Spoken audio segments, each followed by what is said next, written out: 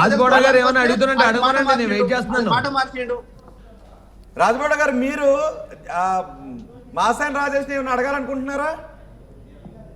ఏం లేదు బ్రదర్, ఎవరి స్వార్థ ప్రయోజనాలు వాళ్ళకు ఉన్నాయి. మీ స్వార్థ ప్రయోజనాలు నీకున్నాయి. నువ్వు ఇట్లా మాట్లాడితే డబ్బులు వస్తాయి. ఒకసారి చెప్పండి నాతో.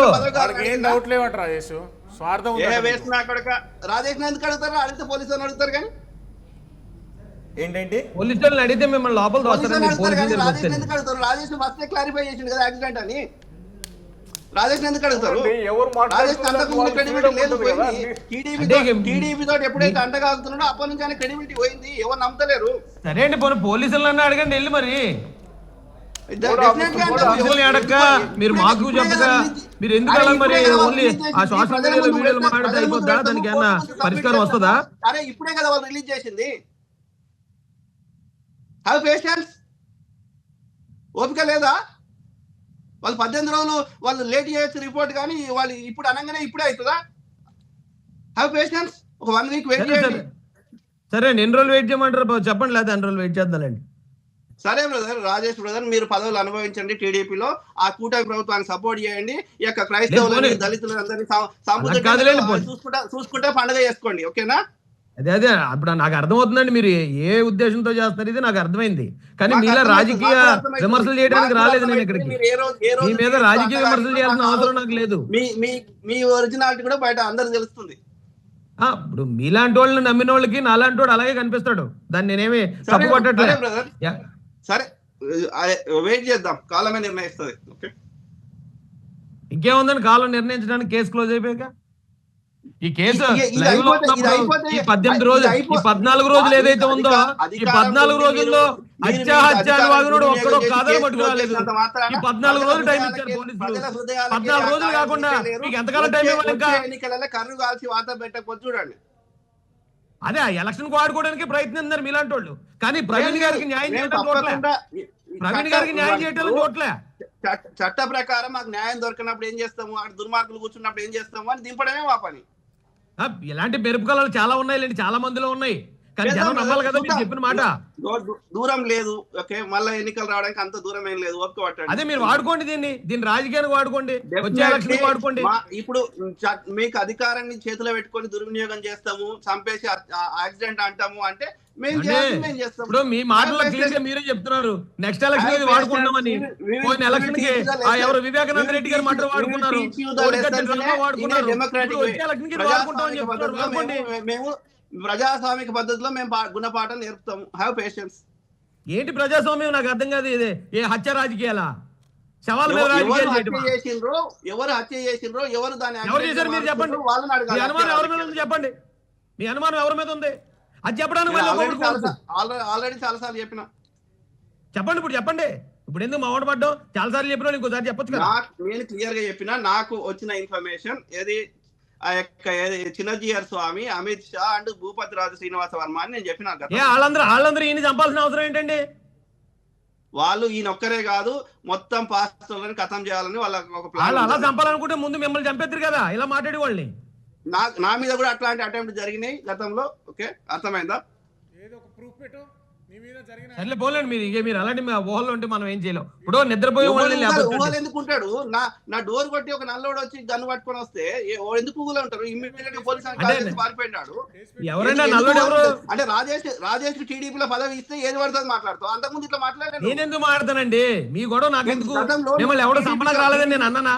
మీ మీద హత్య ప్రయత్నం జరగలేదని నేను చెప్పాను. టీడీపీతో ముందు మీరు ఎంతో కొంత జెన్యూన్ గా మాట్లాడేవాళ్ళు గతంలో.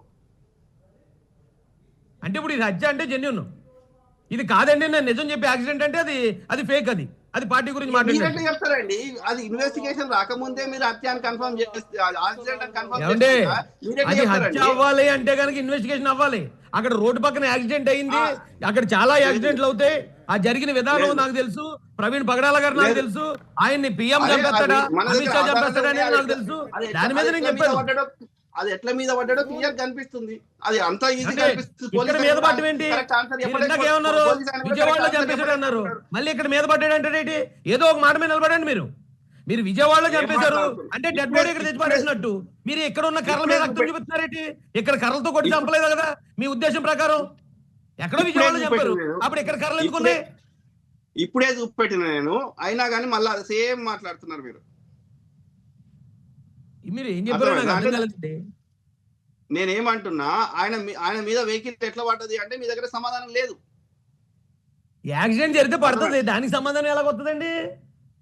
ఇగో ఇది యాక్సిడెంట్ అయితే ఆయన మాస్క్ మరియు కళ్ళజోడు అలా పెట్టింది ఎవరు చెప్తారు దానికి సమాధానం? ఇప్పుడు ఏమండి నేను మాట చెప్తాను, మీరు జాగ్రత్తగా వినండి, అసలు కన్ఫ్యూజ్ అవ్వకుండా వినండి. ఇప్పుడు ఉదయం 7 గంటలకు పోలీసు వారు అక్కడికి వెళ్ళిన తర్వాత బండి ఆయన దగ్గర నుంచి లేపిన తర్వాత 3 కుర్రోళ్ళు వచ్చారట, ఆ బండి లేపారు. ఆ వీడియో కూడా ఉంది. ఇప్పుడు పోలీసులు రిలీజ్ చేసింది ఇదే ఫైనల్ అనుకోకండి. మీలాంటి వాళ్ళు ఇంకా కొన్ని అనుమానాలు వ్యక్తం చేస్తారు, దానికి సంబంధించి కొన్ని ఆధారాలు ఇంకా పోలీసులు అడ్డే పెట్టారు. ఎప్పుడైతే బాడీని వెళ్ళి చూసినప్పుడే ఆ బండిని లేపటం దగ్గర నుంచి మొత్తం అంతా కూడా వీడియో ఉంది. ఇప్పుడు ఒక వ్యక్తి ఆయన దగ్గర మాస్క్ పెట్టుకుని కల్చర్ పెట్టుకుని పడిపోయి చనిపోయి ఉన్నాడండి. ఆయన ఎవరో ఐడెంటిఫై చేయాలంటే ఏం చేయాలి మరి? ఆ మాస్క్ తీరా, కల్చర్ తీరా? ఈ కారు, ఈ వైట్ కారు కంటిన్యూస్ గా ఆయన వెనకాల ప్రతి చోట ఉన్నది.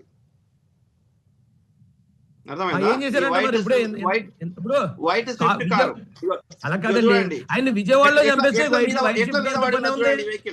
ఎట్లా మీద పడి ఉన్నది చూడండి ఈ వెహికల్. ఏమండి అన్ని సోషల్ మీడియాలో మార్పింగ్ చేసి వాళ్ళ తిప్పుతున్న ఫోటోలు. యాక్సిడెంట్ చూసినా ఎక్కడ కూడా ఏది వెహికల్ ఒక దగ్గర పడుతుంది, ప్రవీణ్ డెడ్ బాడీ ఒక దగ్గర పడుతుంది, రెండు బట్టలన్నీ చినిగిపోయి ఉంటాయి. అది డిఫరెంట్ అవుతుంది యాక్సిడెంట్. ఇది కానే కాదు యాక్సిడెంట్, అది క్లియర్ గా అర్థమవుతుంది. చిన్నపిల్లలని ఊహాగానాలు అంటారు సార్, ఇట్లని ఊహాగానాలు అంటారు. మీరు అన్నట్టు అది మర్డర్ అయితే ఏమంటే రాజగౌడ గారు వినండి, మీరు అన్నట్టు అది మర్డర్ అయితే ఆయన పోస్ట్ మార్టం దగ్గర, ఆయన పోస్ట్ మార్టం లో 5 పెద్దలు ఉన్నారు మన తరపున, క్రిస్టియన్ కమ్యూనిటీ తరఫున 5 పెద్దలు ఉన్నారు, కుటుంబ సభ్యులు ఉన్నారు. ఒకవేళ హత్య అయితే హత్యకు సంబంధించిన ఏ గాయమైనా వాళ్ళు అక్కడ ఐడెంటిఫై చేశారేమో అడగండి. Everybody got influenced. మీరు ఒక్కరే నిజాయితీపరుడు, ఉన్న వాళ్ళందరూ ఇండిపెండెంట్ గా చేయించాలి. పోలీసుల మీద మాకు నమ్మకం లేదు. ఓకే, FBI పంపించండి పోనీ అమెరికా నుంచి. లేదు అవసరం లేదు, గవర్నమెంట్ అవసరం లేదు, ప్రైవేట్ వాళ్ళ ద్వారా చేయించవచ్చు. మీరు చేయండి, లేకపోతే వచ్చి ఇంకే ప్రైవేట్ వాళ్ళు కూడా మీరు నంబర్ వాళ్ళని కూడా కొనేసారంటారు. ఎందుకంటే వాళ్ళు చేసిన యాక్సిడెంట్ అని చెప్తారు, వాళ్ళని కూడా కొనేసారంటారు. కాబట్టి మీరు చేయండి. నేను కూడా ఎన్నో క్రిమినల్ కేసులకి హెల్ప్ చేసిన, ఏది నేను లాయర్లతో కూడా మాట్లాడినా. ఒకవేళ గవర్నమెంట్ పోలీసు వాళ్ళ మీద నమ్మకం లేకపోతే మనం ప్రైవేట్ కూడా చేయించుకోవచ్చు. ఓకే, అర్థమైందా? సో మీకు నచ్చింది చేయించండి రాజగౌడ గారు. మీరు వేరే చేస్తారో చేయించండి, లేదా మళ్ళీ రీపోస్ట్ మార్టం చేయించుకుంటారో. మీరు తెలంగాణలో ఒకవేళ ఇప్పుడు మీరు కాంగ్రెస్ పార్టీలో ఉన్నారు, అక్కడ కాంగ్రెస్ గవర్నమెంట్ ఉంది కాబట్టి మీరు అక్కడ మళ్ళీ రీపోస్ట్ మార్టం చేయించండి. మీకు నచ్చిన ప్రయత్నాలు అన్ని చేయించండి. తప్పకుండా మా శాయశక్తుల ప్రయత్నం చేస్తాం. ప్రపంచంలో ఏ మూల ఏ క్షణం ఏం జరుగుతుందో వేగంగా తెలుసుకోవడానికి తొలి వెలుగు వాట్సాప్ ఛానల్ ని ఫాలో చేయండి.